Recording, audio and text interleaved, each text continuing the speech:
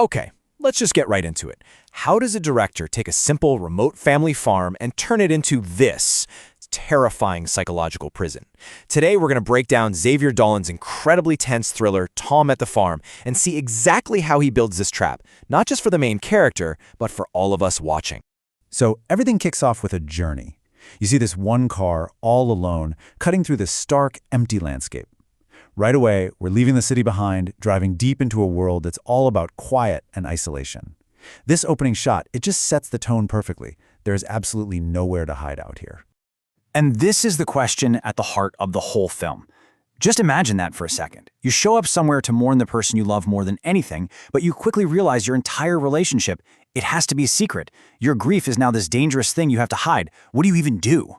So that brings us to our first part, Tom's arrival, and his first steps into this hidden world of secrets and really, really dangerous lies. Okay, so let's meet Tom. He's this young, fashionable ad exec from Montreal. His world has just been shattered because his partner, Guillaume, has died. So he's making this long, lonely drive out to the family farm to say his goodbyes, probably thinking he'll find some comfort, sharing his grief. But what he actually finds is something else entirely.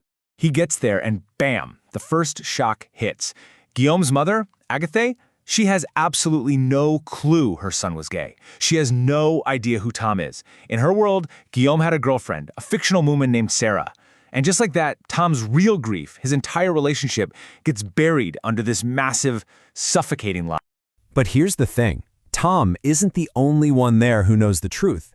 And that's where the real danger walks into the room, in the form of Guillaume's brother. He's the one enforcing these brutal new rules. And this is him, Francis, Guillaume's older brother, aggressive, volatile, and deeply menacing. He knows everything. And from the moment he shows up, he's this intimidating physical force. He becomes the violent guardian of the family's secret story. And you can just see the power dynamic right here, can't you? On one side, you've got Tom. He's from the city. He's stylish. But now he's completely out of his element, totally vulnerable. And on the other, there's Francis, just raw, physical power, and he's in complete control of this world. It's a recipe for disaster from the get-go. So, and this is crucial, this isn't just about Francis being physically threatening. He traps Tom in this twisted psychological game. He forces Tom to make up stories about this fake girlfriend, Sarah, which means Tom becomes an active player in erasing his own life, turning his own grief into a twisted performance. Now, all of this manipulation, this constant state of fear, it leads us to the film's most disturbing question. Why doesn't Tom just leave? Well, the answer is so much more complicated than you'd think. It's about a deeply disturbing psychological bond. Right, to really get what's going on in Tom's head, we have to talk about something called Stockholm Syndrome.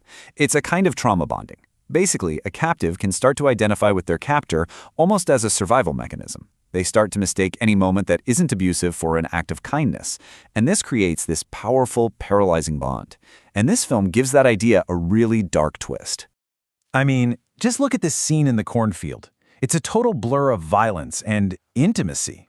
One second, it's a brutal attack, and the next, it shifts into something eerily close. The line between pain and this strange, desperate attraction just gets completely wiped away. And that ambiguity is everywhere. You have these moments of intense, almost homoerotic tension that just bubble right under the surface of all the violence. It's this unsettling mix of abuse and this bizarre kind of desire that keeps Tom psychologically paralyzed, completely unable to just run. And there's another really messed up layer to all this. Tom starts doing Guillaume's old chores, wearing his clothes. In a way, he's not just a prisoner anymore. He's trying to process his grief by literally becoming the man he lost, trying to fill that empty space his boyfriend left behind. So that's the psychology of the trap. But how does the director, Xavier Dolan, make us, the audience, feel just as trapped as Tom? Well, let's open up his cinematic toolbox and see how he does it. Dolan basically uses 4 key tools to build this prison around us. First, there's the setting itself, the decaying farm. Then, his famous trick of shifting the screen's aspect ratio. He also uses sound and silence in a really clever way. And finally, the way he shoots the film is just uncomfortably close. First up, the setting. The whole look of the film is cold, washed out, and kind of grimy. The farm itself feels like it's falling apart. And here's the paradox. All that vast open space doesn't feel like freedom. It actually makes Tom seem even more alone, more exposed. There's nowhere to go. And this is where Dolan does something so clever. Whenever Tom is under extreme stress, like during this chase, the screen itself literally gets smaller. The black bars close in from the top and bottom. It's an incredible way to create claustrophobia. We feel Tom's world shrinking because our view of it is literally shrinking too. The sound design here is just a masterclass in building tension. Dolan plays these two things against each other. You have this huge, dramatic, almost Hitchcock-style movie score, and then it cuts out, and all you hear are the creepy, quiet sounds of the farm, the wind, a creaking floorboard. It keeps you completely on edge. But no prison is truly inescapable, and no spell can last forever. In our final section, we're going to see how a dose of reality finally shatters the farm's toxic atmosphere. So what finally breaks this whole thing? Reality crashes the party. The real Sarah, who's actually a friend of Tom's from work, she shows up at the farm. Her just being there, this person from the outside world, completely shatters the bubble of lies Francis built, and it forces everything to a final, violent breaking point. After one last horrifying revelation about Francis's past, Tom finally makes a choice. He leaves. And this shot of him just walking away, so small under this huge, stormy sky, it's not some triumphant hero moment. It's the image of a survivor, broken but finally getting himself out of the trap. And the film ends pretty much how it began, with a journey. Only this time, Tom's driving towards something, the warm, familiar lights of the city. It's not just a return to Montreal. It's a return to his own reality, leaving that nightmare behind him in the dark.